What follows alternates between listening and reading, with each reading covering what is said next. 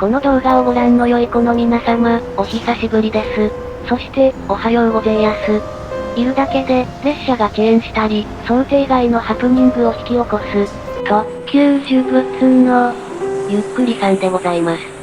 いじけないでよ。悪かったって言ってるじゃない。機嫌が治ってたのって、昨日の夜、モンパルナス駅で、蕎麦粉のクレープを食べてる時だけでしたね。あれはうまいから許す。ていうかあれ、おごりじゃなくて割り勘だったじゃねえか。ということで、改めまして、おはようございます。ドイツ鉄道の ICE3 と、姉の ICE-T です。T ちゃんさんどうした？後で話します。僕たちと、ご機嫌斜めのゆっくりさんは、フランス、パリのターミナル、リヨン駅に集合しました。フランスの鉄道網は、パリから、放射状に伸びています。しかし、そのパリ市内には、すべての方面をカバーできる、一大ターミナル、というものがありません。鉄道が発明される、遥か以前から、都市が形成されていたので、市内中心部に、大きな駅を作れなかったからです。そのため、パリの駅は、中心部の周囲を取り巻く形で、方面ごとのターミナルが作られました。長距離列車は基本的に、これらの駅にしか、発着しないんです。都心の地下にも、国鉄型車両に対応した線路が、あることにはありますが、特急相当の列車は通らず、郊外からの近郊電車のみが走ります。市内の有名な観光地、エッフェル塔や、凱旋門、ルーブル美術館などは、基本的に、市営の地下鉄か、バスでアクセスします。この点は、イギリスの首都、ロンドンに似ていますね。その上パリは、方面別に分かれている、ターミナル駅の名前が、少し独特なんです。日本ですと、大都市の中に、大きな駅が複数ある場合、池袋や、渋谷など、駅が所在する土地の名前を付けますよね。イギリスでも同様です。ところがパリは、線路が伸びている方向、方面が、名称になっていることがあるんです。例えば、前回乗ってきた、ICE が発着する、パリ、東駅。これは、パリから、東側の地域のネットワークを受け持っていることから名付けられました。ですので、パリ東駅といっても、市内の東側にはなく、実際は、ちょっと北寄りの場所に位置しています。ちなみに、東駅のすぐ近くには、北部や、北のイギリスにまで線路が伸びている、パリ、北駅があり、こっちは文字通り、市内の北にあります。なるほど、読めたぞ。じゃあ、西側方面の駅は、パリ西駅って言うんだな。というと、そうでもありません。西部の都市へ向かう、長距離列車が発着するのは、パリ、モンパルナス駅。ここは、パリの、モンパルナス地区、という場所にあることから、所在地の名前が付けられました。だから、西駅っていうのはないんですよ。ほわーい、フレンチピーポー。僕もそう思うよ。その中でもややこしいのが、今日からの主役が発着する、パリ、リヨン駅です。パリの南東にあり、南の都市への列車を受け持つターミナルです。線路も、南の都市に向かって敷かれ、最終的に、南岸の地中海まで続きます。駅の名前である、リヨンとは、パリから南に、470キロ離れた、フランス第2の都市、リヨンのこと。この駅は、方角でも、地元の地名でもなく、目的地の名前を付けているんです。日本で例えれば、東海道本線の起点、東京駅に、大阪、と名付けているようなものでしょうか。フランスのジョークの中に、パリでタクシーに乗って、リヨン駅に行ってくれ、と頼んだところ、市内の大きな駅ではなく、南の都市、リヨンの駅に向かって、延々と高速道路を走っちゃった、なんていう話があるぐらい、ややこしいんです。実際にそんなことする運転手さんはいないと思いたいですけどね。今日の動画では、この先何度も、リヨン駅、という単語が出てきます。この場合、特に注釈がない限り、パリにある駅のことだと思ってください。フランスの国土は、ざっくり言えば、縦に長い五角形をしており、パリはその中で、北に位置している。そのため、東や西、そして北に比べ、南側の線路は、比較的長く、南の地中海までは、直線距離でも、600キロ以上にもなる。また、南岸へたどり着く途中には、リヨンをはじめ、いくつもの大きな都市がある。こうした背景から、パリのターミナル、リヨン駅は、フランスの中でも、特に路線が長く、昔から、長距離列車が、多く発着する駅だった。リヨン駅を出発した列車の中で、最も長い距離を走ったものが、オリエントエクスプレス88だ。1988年、フジテレビが、開局30周年を記念して、豪華列車、オリエント急行を、ヨーロッパから東京まで走らせるという、壮大かつ前代未聞の特別列車を企画。実物の、豪華列車、オリエント急行が、20日間かけて、ユーラシア大陸を横断し、海を越えて、東京まで走っていった。その、長い旅の起点になったのが、パリの、リヨン駅だったのだ。1988年9月7日、リヨン駅構内の発着案内には、特別列車、東京行きが表示され、メインホールの H 番線に AGV と並んで、気品のある青い客車が停車。午前9時35分過ぎ、蒸気機関車と電気機関車に引かれた客車が、遥か彼方の日本へと走り出していった。電気機関車、補助でいたらしいよ。何しろ、オリエント急行の客車は、50トン前後ある、重量級の車両だ。それが、15両も連なっていたのだから、動態保存の蒸気機関車だけでは、牽引できなかったのだ。あまりに重量があるため、今でも、オリエント急行の特別列車は、貨物用の機関車で、対応することもある。かつて、伝統的な、青い客車列車が旅立っていった、パリ、リヨン駅ですが、現在の構内には、その対極とも言える列車が、佇んでいました。佇むっていう割には、存在感でかすぎねえか？鎮座してるのど真ん中だし、予想に反して何本もいるし。鮮やかな、赤い車体が目を引く、新鋭の高速車両。イタリア最速の列車、フレッチャロッサ、ミッセです。今日は、この、赤い列車に乗車します。新時代のイタリアを担う高速列車として、2009年に登場し、全国へ路線の発展を続ける、赤いや、フレッチャロッサ。はじめは、ローマ、ミラノ間など、大都市を結ぶ幹線のみの運転でしたが、新在直通構造を活かして、高速線がない都市にも運転を始めています。2015年には、新型車両、ETR400 型、フレッチャロッサミッセも加わり、輸送力、サービス面の両方で、さらなる増強が行われている最中です。けれどもフレッチャロッサは、運転を開始してから10年以上、路線がすべて、イタリア国内のみでした。この国の鉄道は、隣の国の特急や、長距離列車が、イタリアまで乗り入れることはあっても、自国の特急が、よその国に行くケースは、ごく少数だったんです。イタリアの高速車両による国際路線は、何度か計画されたものの、乗り入れ先との折り合いがつかず、立ち消えになっていました。長い間、厳しい状況が続いていましたが、2021年12月、フレッチャロッサは、国際路線の第一弾として、フランスのパリに乗り入れを開始。イタリアの高速列車が、ようやく、国際列車の仲間入りを果たしたのです。ところで、フランスでは、フレッチャロッサよりもずっと前から、ドイツ鉄道の ICE や、スペイン鉄道のアベといった、隣国の列車が乗り入れています。他にも、ベルギーやオランダからは、タリス、海峡を挟んだイギリスから、ユーロスターなど、周辺国から、多くの国際列車が走ります。しかし、これらの列車と、今回登場したフレッチャロッサは、形態が、大きく違うんです。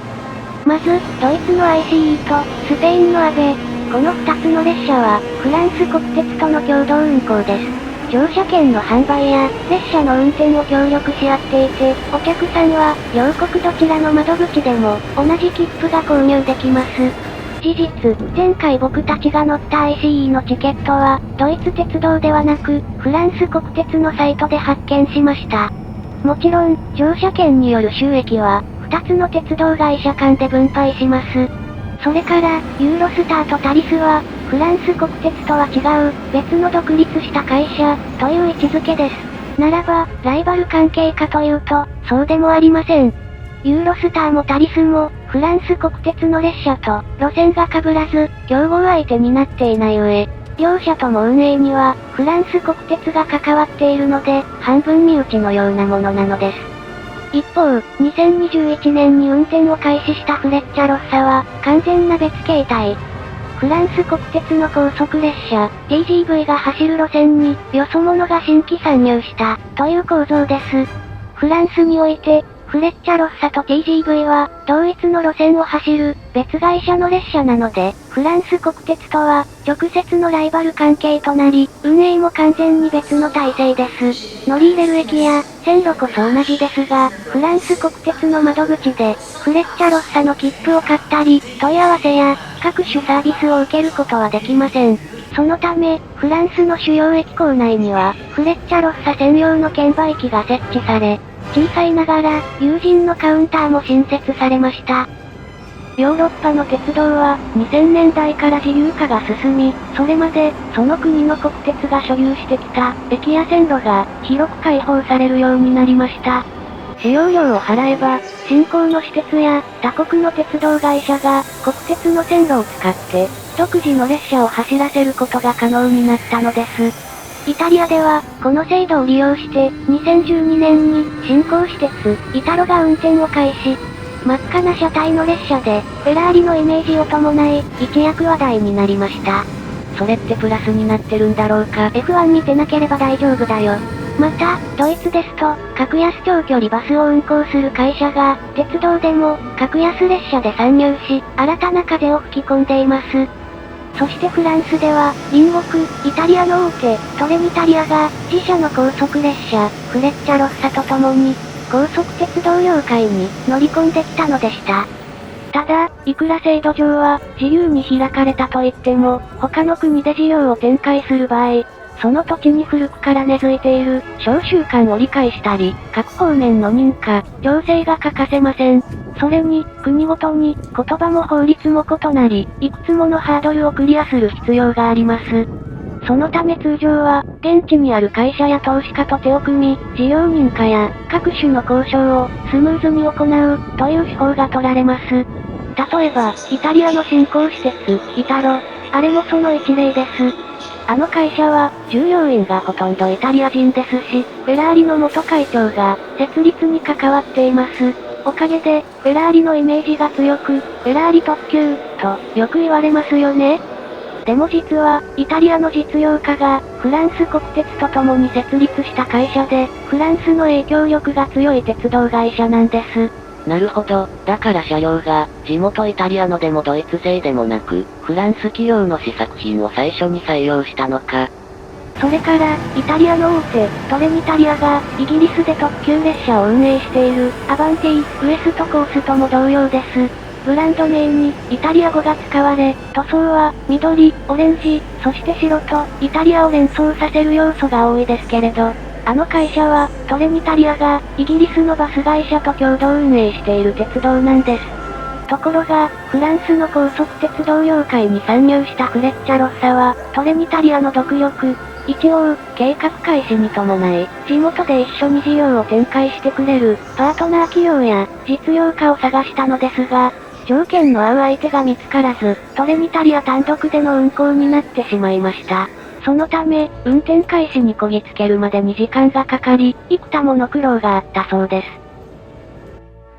最初、フレッチャロッサのフランス乗り入れは、ミラノからの国際路線が、1日わずかに往復走るだけの、小さな規模でした。ですが当然、そのためだけに、多くの手間と、投資をしたわけではありません。これを足がかりに、パリから、フランス南部の、ニースや、西部のボルドーなど、フランス国内各地へ、ネットワークを広げる予定でいます。実際、運転開始から半年後には、早くも、パリと、同国第2の都市、リヨンを往復する、国内便の運転を開始しました。こうした構成に対して、もちろんフランス国鉄も黙ってはいません。同じ路線に、高速列車版 LCC の、ウイゴを走らせ、TGV には、改良シートを装備した、新仕様の、TGV デュプレックスを投入。価格、サービス面の両方で、フレッチャロッサを迎え撃っています。おかげで、リヨン駅の大屋根の下では、シックな塗装の TGV、鮮やかな赤いフレッチャロッサ、そして、ポップな色使いのウイゴーが並び、華やかさが増していました。2024年には、パリオリンピックの開催に先立ち、次世代の2階建て車両、TGV、M が投入される予定です。様々な色、形の列車が並び、明るくなった構内ですが、これは、フレッチャロッサを警戒した、フランス国鉄の構成でもありました。本来、格安 TGV のウイ号は、価格と引き換えに、ちょっと不便な、場所、時間に、発着することが多い列車です。リヨン駅ですと、周囲に売店が多く、入り口からのアクセスが良い、地上のメインホームではなく、地元の人でも迷ってしまうような、地下のホームが、今まで割り当てられていました。ところがこれを、地上ホームに変更。増発もして、選択肢を増やしています。TGV も、西部路線用に新造した編成を、南部の方面に転属させました。さて、前置きが長くなりましたが、この辺りで、フランスを走る、イタリアントレインに乗車してみましょう。1回目から列車に乗れるなんて、私たちも進歩したもんだ。一歩進んだら、すぐに3歩ぐらい下がるのにね。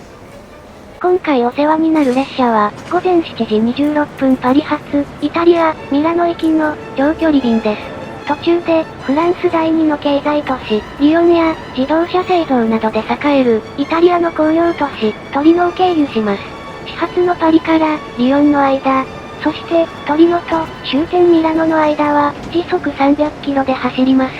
ですが、その間の部分は、速度が出せない、在来線です。とりわけ、フランスとイタリアとの国境は、アルプスの西の端で、線路はカーブや勾配が続きます。時には、単線にもなる、山越え区間が存在するため、パリ、ミラノ、両都市間の所要時間は、およそ7時間もかかります。一応、フレッチャロッサミッレは、心在直通構造で、勾配が多い区間でも、問題なく走れる性能だ。山間部を通る運用は、本国イタリアだとあまりないので、私たちのような、単なる好奇心から乗る者にとっては、逆に、楽しみとも言える。フランスを走るフレッチャロッサの、車内の構成や、座席配置は、イタリア仕様とほぼ同じです。価格が安い、普通席の、スタンダードに、座席は普通席と同じながら、ワンドリンクのサービスが追加される、プレミアム、大型シートが並ぶ、一等席相当の、ビジネスと、さらに上の特別クラス、エグゼクティブの、4クラスで構成されます。今回は、終点、ミラノまでを乗り通す、7時間もの旅になるので、以前にも乗った、イタリア版グランクラス、エグゼクティブを選択しました。発着案内の掲示板に、列車のホームが表示され、乗り込もうと乗り場に向かうと、早速、フランス国鉄の TGV との違いが見られます。近年、フランスの主要駅は、改札口が設置され、特急列車の乗客は、切符に印刷された QR コードを、機械に読み取らせて、列車に向かいます。フレッチャロッサの乗車券も、同じように、QR コードが印刷してあるのですが、改札がまだ対応していなかったのか、開放されたゲートを通り、ホームで係員が切符を確認していました。さらに、乗車しようとした矢先から、いくつも誤算が生じています。まず困ったのが、先頭車両の窓に、大きなラッピングシートが貼られていることです。フレッチャロッサは、パリ線の運転開始に際し、フランスに乗り入れる編成は、前後の先頭車両に、車体全体を使った、特別ラッピングが施されました。赤いイメージカラーはそのままに、窓の部分に、フランスと、イタリアの国旗が、大きく描かれています。左右の側面には、向かって左側に、フランス国旗、右側に、イタリア国旗が配置される、非対称のデザインで、それぞれの端となる、赤と青の部分が、ラインとなって、鼻先へ続きます。連結機カバーには、EU の旗があり、両国の国旗から伸びる、赤青のラインが、車両の先端で結ばれる、というものでした。そして、フランス語とイタリア語で、新たな旅の喜び、というキャッチコピーが書かれています。この特別ラッピングは、2021年12月の運転開始に伴い、実施されたもので、すぐに剥がされてしまうものと思っていました。ですが実際は、半年以上経ってもそのままだったんです。僕たちが乗る、エグゼクティブクラスが設定されているのは、窓全体にラッピングが貼られている、先頭車両。列車は全席指定なので、車両を映るわけにもいかず、外を眺めるのは、網目越しで我慢する以外、ではありませんでした。この点は、今更騒いでも仕方ありません。それなら、景色がよく見えない代わりに、車内の様子を、詳しくお伝えしよう。としたところ、第2の誤算がありました。なんと、座席が、満席なんです。パリ・ミラノ間のフレッチャロッサは、現時点では、1日に往復しか運転していない、新参者の列車。その上、帝国で走ったとしても、片道7時間もかかります。この区間は、航空機の存在が大きい路線です。以前、パリは、空港が市内から遠く、ターミナルが巨大で、地味に不便だとお話ししました。ですが、飛び立ってしまえば、ミラノまで1時間半ほどで行けてしまいます。空港までの往復や、待ち時間を多く見積もったとしても、4時間以内に着ける都市に、わざわざ7時間もかけていく、物好きなんて、まずいない。ましてや、一番高い、エグゼクティブクラスなんて、私たち以外、誰もいないだろう。と、思い込んでいました。ところが、ミラノ行きのフレッチャロッサが出発するホームは、ものすごい人だかり。どの車両も、ドアの外まで混んでいて、なかなか奥の座席まで行けません。私たちが乗る、エグゼクティブクラスも、すべての席が埋まっていました。他のお客さんが大勢いる中では、車内の設備を、自由に観察したり、試したりできない状態なのでした。椅子の詳しい構造とか、知りたかったのに。やはり私は、特級呪物。落ち込まないで、大丈夫。こんなこともあろうかと、景色は前日に、別撮りで収録してあります。車両は TGV で、しかも1階席なんですけど。愛さんよくやった。さすが私が切符を取っただけあって、やっぱり1階席だったんだな。おかげさまで、ゆっくりさんの外れ席伝説は、絶賛継続中です。私としては、一刻も早く、この呪いを解きたいんだけどな。速さ、といえば、このフレッチャロッサ、ETR400 型は、たびたび、最高速度が誤解されている車両でもある。現時点では、イタリアでもフランスでも、300キロまでしか認可されておらず、一般のお客さんを乗せた通常運転で、この速度を超えることは決してない。だが、記事によっては、最高速度が、時速360キロと紹介されていたり、大きく誤解されているものになると、最高時速400キロ、なんて記述もある。これは、ETR400 型が計画当初、時速360キロ運転を視野に入れていたためだ。だが、現在は、費用対効果が薄いことから、スピードアップ計画が凍結されてしまい、イタリアでもフランスでも、時速300キロ止まりとなっている。パリ・リヨン間の最高速度は、同じ線路を走る TGV と同様、時速300キロで、所要時間も変わらない。フランスでこれより速い列車は、前回愛さんたちが乗っていた、ドイツとを結ぶ路線を走る、ICE と TGV。他にも、2010年代に開通した、いくつかの高速区間で、国内線の TGV が、300キロを上回る。これらの最高速度は、東北新幹線の、はやぶさ、小町と同じ、時速320キロだ。それじゃあフレッチャロッサの、400って数字は、どこから来たんでしょう。車両の設計上の限界速度が、時速400キロで、ETR400 型だから、そのあたりを間違えたんだろうな。ここで、皆様に、驚愕の事実をお話ししよう。そもそもこの車両は、時速400キロを、一度も出したことがないのである。現時点での最高速度は、テスト走行で記録した、時速 393.8 キロ、大台の、一歩手前までなのだ。ヨーロッパの高速車両は、認可を受ける過程で、幾多もの試験走行を実施し、運輸省や、各方面が設けた、安全テストに合格する必要がある。その中の一つが、営業運転で計画している最高速度の、1割増しの速度で走る、というものだ。時速250キロで走る車両なら、275キロ、時速300キロを計画している列車は、330キロまで速度を上げた試験走行をする。しかも、ただ単に、速く走ればいいわけではなく、実際にお客さんを乗せる状態で試験を受け、車内の安全性が確保されていることを、証明しなければならない。なので、時速360キロ運転を予定していた、ETR400 型は、その 10% 増しである、時速396キロが、最終目標とされた。速度向上を目的とする試験走行は、順調に行われ、時速385キロや、390キロ超えなど、毎回少しずつ、数値を上げたテストを実施していく。そして、2016年2月末の深夜、時速393.8キロの、イタリア記録を樹立した、360キロ運転の認可で必要な、時速396キロは、目前に迫っていた。だが、この車両がその後、新たな速度を記録することはなかった。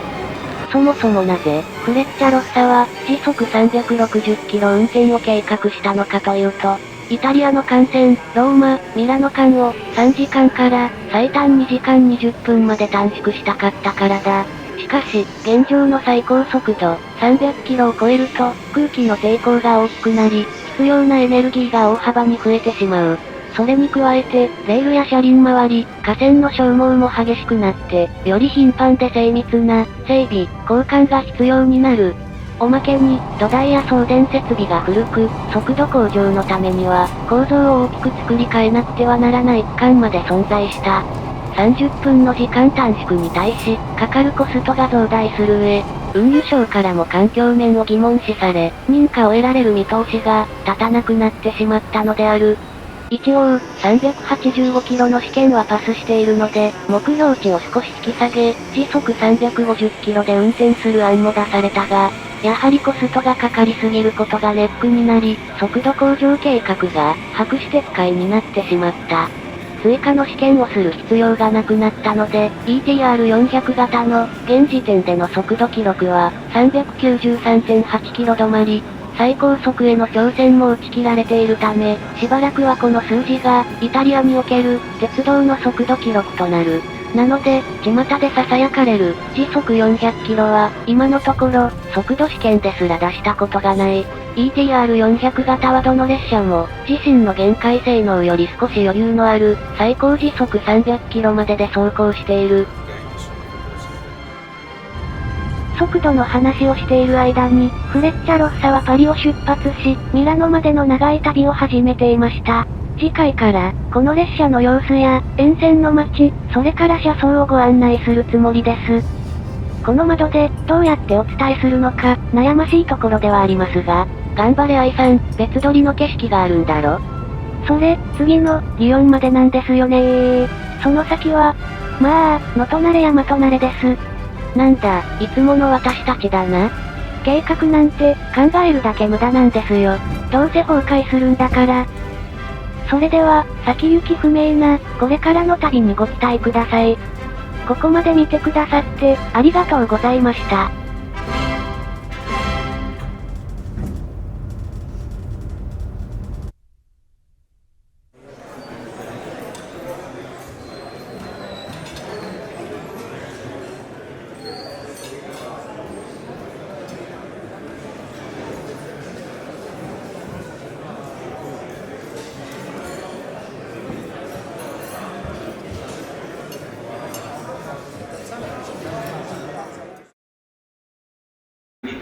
ところでさこの子が最後の速度記録を刻んだ日って、2016年2月25日の深夜らしいじゃない。その日の朝、イギリスでは、クラス A3 型、フライングスコッツマンが、10年ぶりに復活してたって、みんな気づいてた？まさかそんなはずは。あ、ほんとだ。なんという偶然。鉄道ファンが押しかけたホームから、私が落ちそうになったり、BBC の中継で、ゆっくりさんの手だけが映って、世界に報じられた日でしたね。そしてその説は水野線。私がバージントレインズで、イングリッシュブレックファースト食べたいって、変なルートを選択したから、ヨーク駅の到着を見られなかったんだよな。やっぱり私は特急もういいから、本当に、時速300キロ台の空気みたいにしつこいですね。